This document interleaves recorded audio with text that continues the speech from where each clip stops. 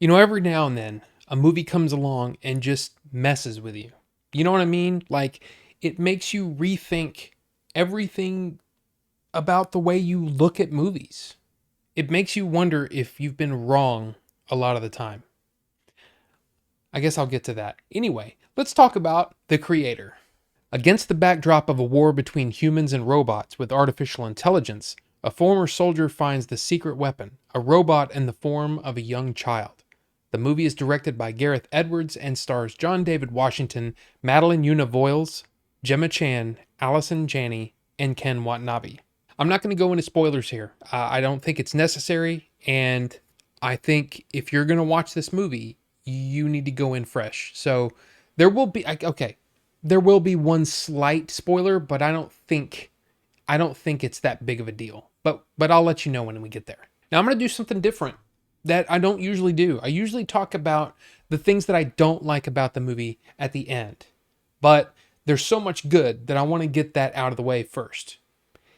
But it's a big one. It's the story. And I think people are going to look at this movie and go, "Huh, that's a lot like this movie," or "Oh, that scene or that thing is a little like this." But sometimes it's not about what the movie's about; it's how it's about it. Roger Ebert said that. The story tends to jump around a little bit in time, showing the backstory and things like that. And honestly, there were times where I was a little confused. But like I said, I think the story itself isn't terrible at all. It's very interesting, and it drives the story forward, drives the movie forward. But I kind of feel like it's the weakest part of the movie. Now let's get to the good stuff. Okay, the acting is across the board really, really well done. I think John David Washington carries this movie. I think he's really, really good in it. He's not like spectacular. He's not going to blow your socks off, but he's really good. He's really, really good. Gemma Chan, Ken Watanabe, both of them turn in great performances as well. But again, they're not the highlights. You know what I mean? They're still good, but they're not like whoa, that was surprising. What was surprising was Alison Janney. I didn't know that she had this kind of role in her, like that she could play this role.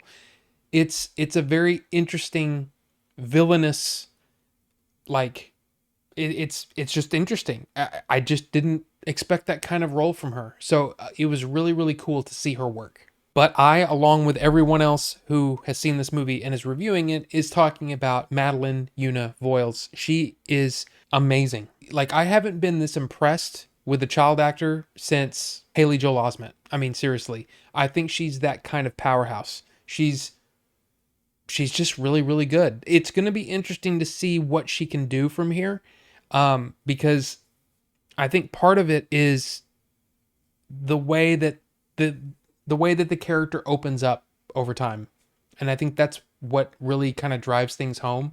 And she's just adorable. Hopefully, her career blossoms after this. I think she was really amazing in this. Now, technically, you've got the music and the sound design. I'm sitting there going, wow, this music is fantastic. The sound design sounds great. And then I find out when the credits are rolling that the music is by Hans Zimmer. So, of course, of course, it's great. It's really, really well done, though. I really enjoyed it. And even some of there are some popular songs, a couple of them, and those are chosen really well and they fit into the movie really well. So big kudos for the soundtracks slash score. Amazing stuff. And the sound design is so punchy and everything just sounds like awesome. You know what I mean? Like you, if you're in a good theater, and you've got good sound design, it's part of the reason why I love to go to the movies. And that was really good stuff. The real surprising thing here, though, is the visuals. The cinematography is absolutely gorgeous. The visuals are ridiculous. The world building is just stupid cool. Like, really stupid cool. Now, here's where we might get into a slight spoiler, but it has to do with sort of the setting, which I don't think is a big deal. So, okay, you ready? Okay. This is sort of an alternate reality future. So, things started off differently, but it's set in like 2070. So things progressed differently than they would in our timeline, if you want to say that. But the design is it's it's striking, but it's also very like utility focused.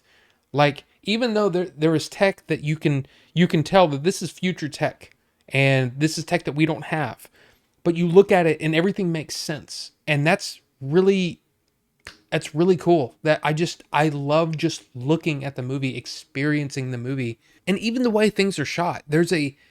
It's slick, you know what I mean? There's an artistry to the way things are shot, and I was really impressed with the shot selection, the way the camera moved, the way that they focus on things. It's just superbly made.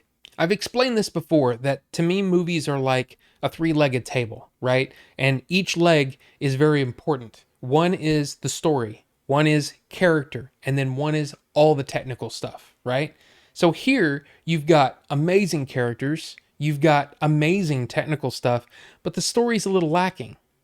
But I still have to recommend this movie. I I I really enjoyed it. I loved watching it. I know it's not going to be for everybody because it is very sci-fi, but I really enjoyed it. So many people complain about, oh, everything's a sequel or it's a reboot or it's based on some toy line or whatever, whatever your complaint is.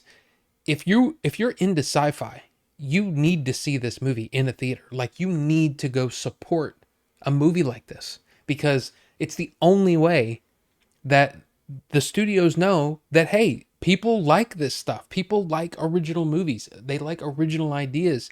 I think that this is the best Gareth Edwards movie that we've seen. Like, bar none. I mean, I've seen Godzilla 2014, right? Isn't it 2014? There are parts of that movie that are like, wow, that's really impressive. Rogue One. I like Rogue One. It's not my favorite Star Wars movie, but I like Rogue One. There's some really cool things in Rogue One. But this movie is, especially it being so original, it's it's very impressive, and I cannot wait to see what Gareth Edwards is going to do in the future. So, The Creator, have you seen it or are you looking forward to seeing it? Let's talk about it down in the comment section below. I highly recommend this movie. Seriously. It's an experience. It's really cool stuff. And seeing a sort of still a young director kind of flex his muscles a little bit, it's pretty cool to see. So anyways, guys, thank you so much for watching, and we'll see you on the next one.